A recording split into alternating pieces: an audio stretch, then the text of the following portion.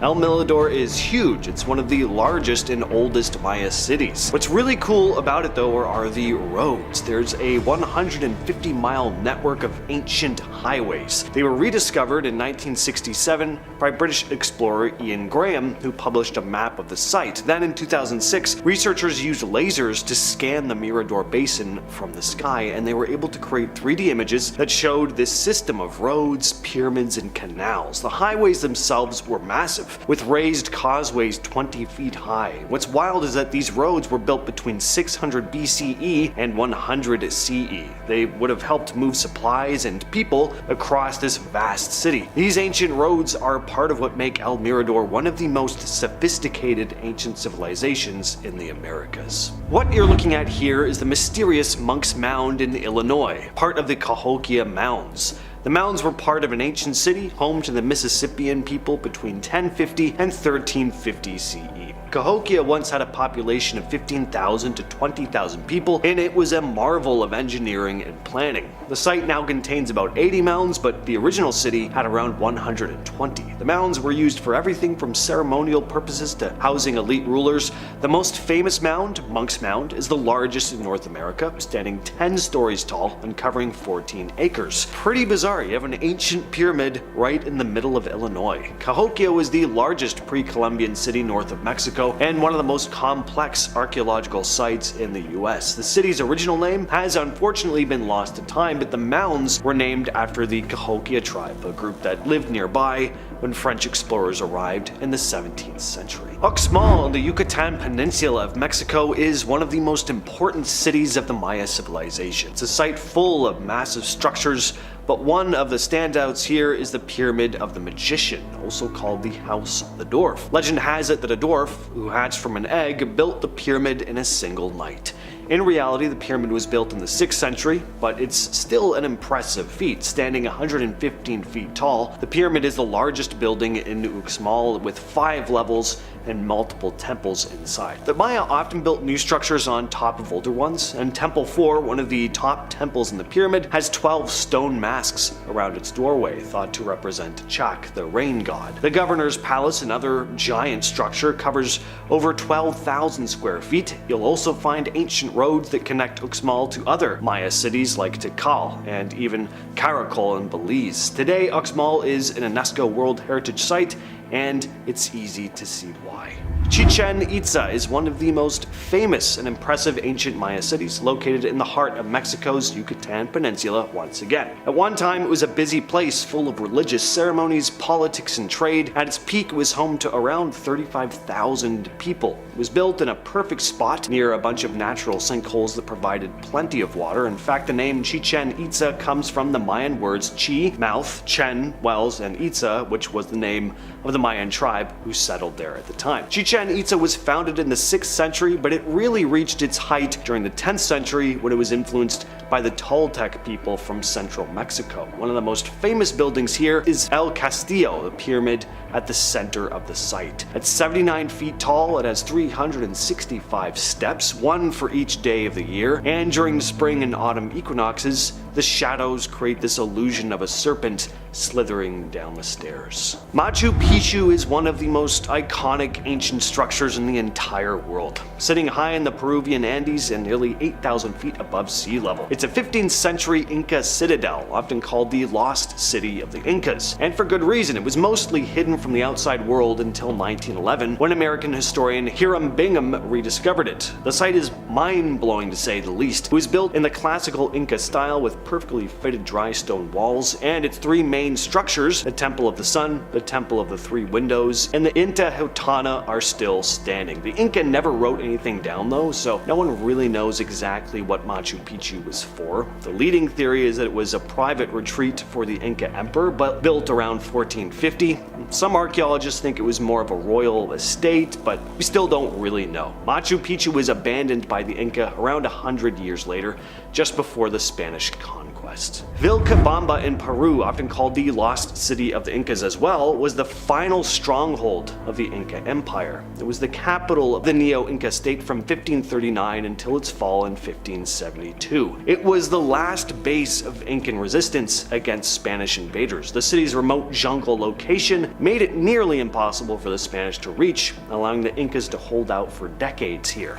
Its ruins were hidden for centuries. In 1911, explorer Hiram Bingham mistakenly identified Machu Picchu as Vilcabamba, but years later explorers, including Jean Savoy in the 60s, found that the real site was actually this one here. For decades, the Spanish struggled to locate the city, with one chronicler writing, "Great resources are needed to undertake a penetration of that land." But the city was finally captured in 1572, leading to the execution of the last Inca monarch.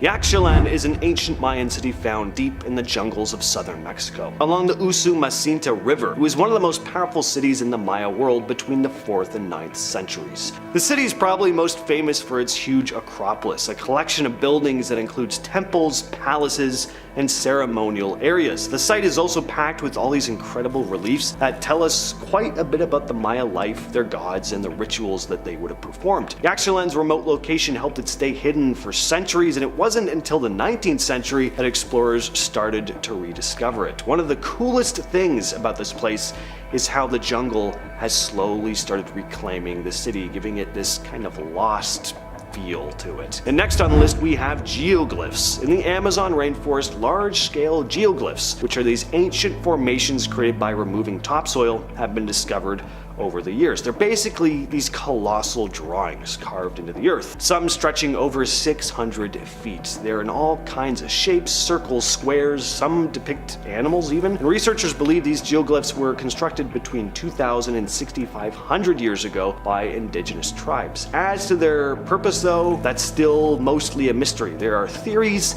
Maybe they are used for ceremonial or religious practices, or maybe they had a more practical function like water management or defense, but the sheer scale of these things and the effort it would have required to create them definitely raises a lot of questions about what these tribes were capable of. Calakmul is an ancient Maya city deep in the jungles of southern Mexico, in the Yucatan Peninsula once again, and it was one of the largest and most powerful Maya cities, especially during the Classic period, around 600 to 700 CE. Found near the Guatemalan border, Calakmul was a major player in the Maya world, often locked in competition with other city-states like Tikal, which we covered in part 1, so check that out if you haven't already.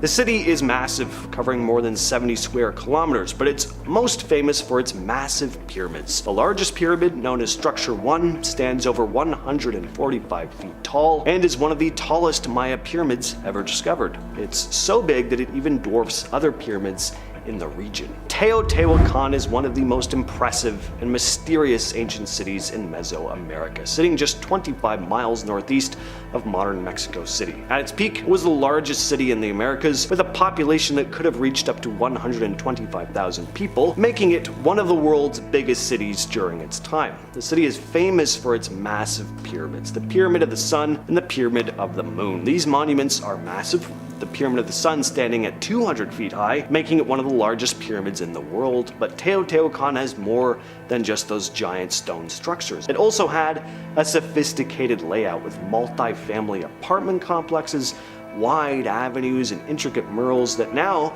give us a glimpse into the daily life of the people who once lived there. And the place had a lot of influence on places surrounding it too. The city's obsidian tools were highly prized across Mesoamerica, and evidence of its presence has been found as far away as the Maya region. Its cultural impact was huge. The later Aztecs even saw Teotihuacan as their spiritual ancestors and adopted some aspects of their culture into their own. Teotihuacan was established around 100 BCE, but mysteriously collapsed in the 6th century. This is super exciting because it's a very recent find. In southeastern Mexico, a team of archaeologists has uncovered a hidden ancient Mayan city, more than 6,000 structures, including pyramids, all buried under thick vegetation. The city has been dubbed Valeriana, and it was revealed thanks to LiDAR, which stands for Light Detection and Ranging. It's a laser-based mapping tool that uses airborne sensors to scan the landscape. The data, collected back in 2013 as part of a forest monitoring project, wasn't actually being used for archaeology, but when researchers took a closer look, they saw this sprawling Mayan city. And according to Luke Thomas, the study's lead author, our analysis revealed not only a picture of a densely settled region, but also a lot of variability. End quote. This wasn't just a small settlement, but a large city, potentially home to 30 to 50,000 people between 750 and 850 CE. The city was hidden in plain sight, with farmers unknowingly working among the ancient ruins. And it's amazing because 6,764 structures have been found, and as Owl Thomas put it, there is much more to be discovered.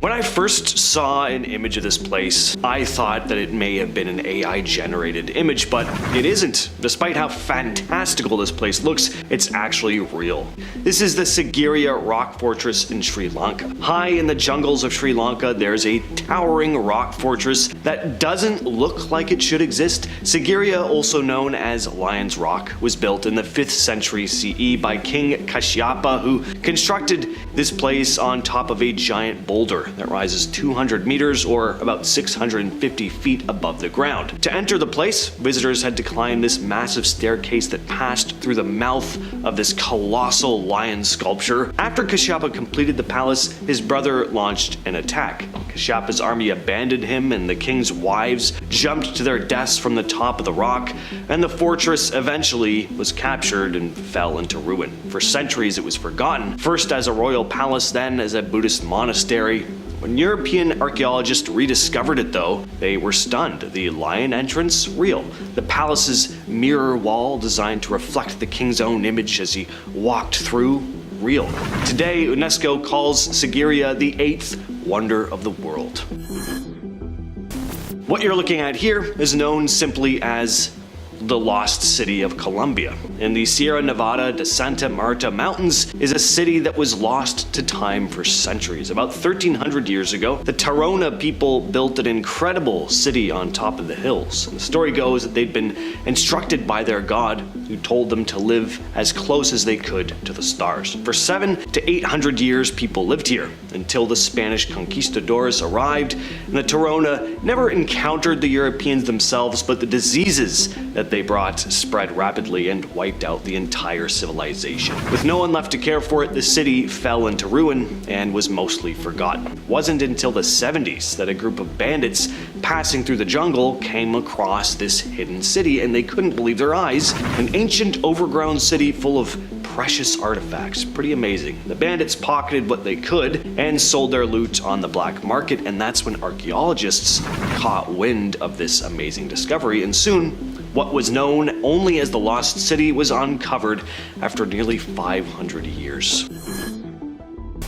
For centuries, there's been a legend of this hidden city deep in the jungles of Honduras. Hernan Cortés, the infamous Spanish conquistador, heard rumors of what was called the White City, or the City of the Monkey God, a place said to be full of unimaginable wealth. Cortés searched and searched, but he never found it, and neither did anyone else for hundreds of years. But the legend never went away. Even Charles Lindbergh, the famous American aviator, claimed to have seen this city while flying over the country. Others swore that they'd found it, but for one reason or another, they couldn't or wouldn't reveal its location. Then in the early 2000s, archaeologists came across something almost by accident. A team following the path described by one of the more eccentric individuals who claimed to have discovered it ended up finding this massive ancient city exactly where he said it would be. Deep in the rainforest, they uncovered a pyramid and a series of stone sculptures, remnants of some advanced civilization that had vanished more than 1,000 years before. Now, it's still not 100% certain if this truly is the city of the monkey god Cortés spoke of, but it is still proof of a lost civilization. The lost city, now known as La Ciudad Blanca, is just a reminder that legends are sometimes closer to reality than we may realize. What you're looking at here is the ancient city of Tikal, deep in the Guatemalan rainforest. This ancient Mayan city, thought to have been called Yaxmutal, was once the capital of a powerful Maya kingdom, occupied from around 200 to 900 CE. There were huge pyramids, royal palaces, massive stone monuments, some still standing today. As you can see, like a lot of Mayan cities, it's not super clear why it was abandoned. Could have been a combination of things: lack of resources, environmental changes. It wasn't until 1848, though, that an organized expedition rediscovered the place, but it's still one of the largest and best preserved archaeological sites in the Americas.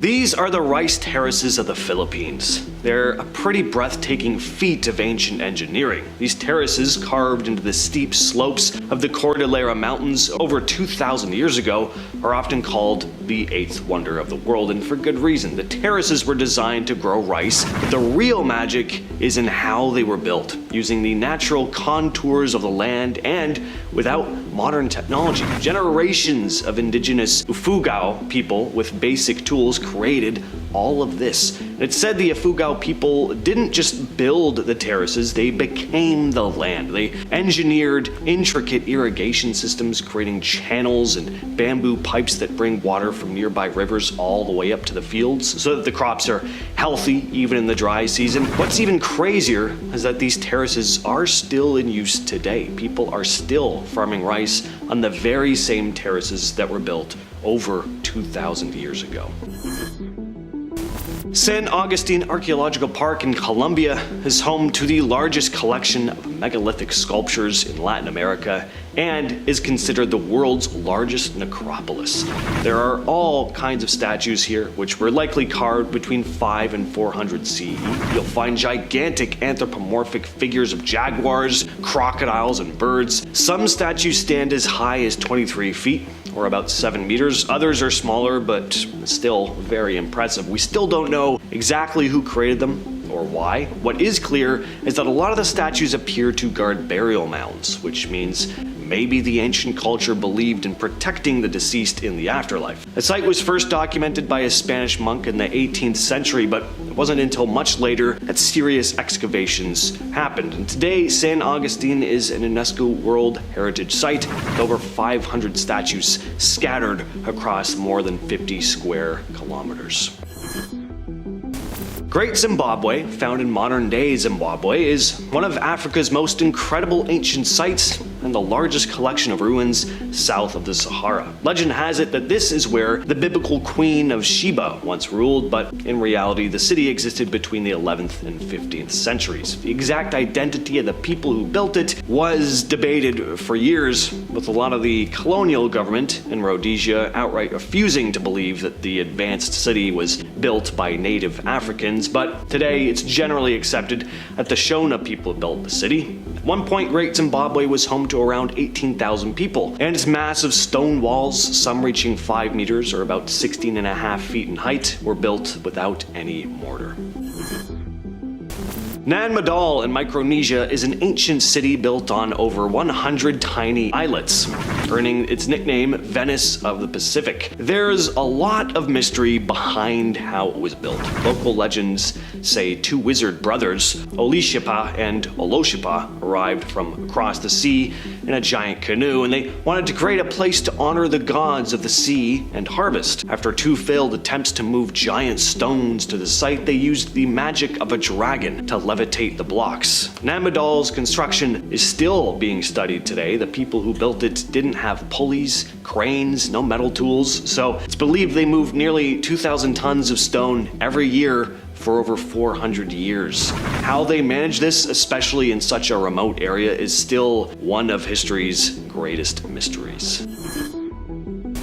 Angkor Wat in Cambodia is one of the most jaw-dropping ancient structures in the world. It's also the largest religious monument in the world. It was originally built in the early 12th century, designed as a Hindu temple dedicated to the god Vishnu. By the 14th century, it had become a Buddhist temple. which it remains to this day. The entire temple complex is surrounded by a massive moat. The main temple rises up with 5 towering spires representing the 5 peaks of Mount Meru, the center of the Hindu universe. The walls are etched with incredible images of mythical creatures and battle scenes, and the craftsmanship is so intricate that it really feels like a completely different world. And that's just from images and video I've seen. I can only imagine what it'd be like actually stepping into this place. And Angkor Wat is just part of what was once a much larger city, Angkor, which once housed over 1 million people. And that's massive when you consider it was built in a time long before cranes and other modern tools. Over the centuries, the jungle slowly is creeping back in, and it's overtaking a lot of the city, leaving behind this incredible hidden world that wasn't fully rediscovered until the 19th century. Definitely a place I gotta add to my list of places I want to go.